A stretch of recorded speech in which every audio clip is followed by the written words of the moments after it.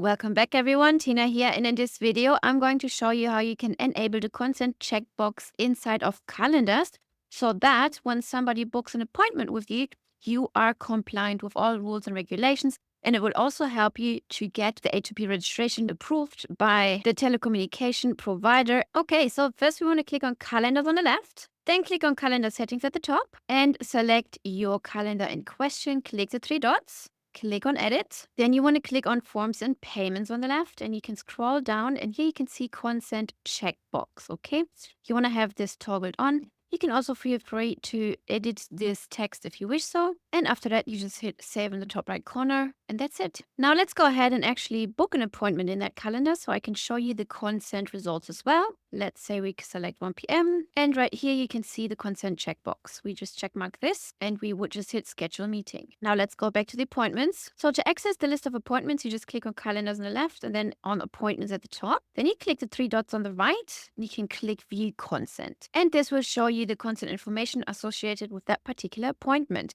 So you will see the date, the time, the consent that they agreed to the consent box, and then also their IP address. There is another way how you can also access this consent under contacts. So let me show you that real quick. X this out. Let's go to contacts. Let's find the contact. Here we go. Click on it. And here on the right, you can see the activity tab. You can see the appointment has been booked. You can see this little icon right here, right next to appointment has been booked. Click on it. And you can see also the appointment details this way. All right, I hope you learned something new today. I hope you like this feature, which will help you stay compliant in all the rules and regulations. I will see you in the next video.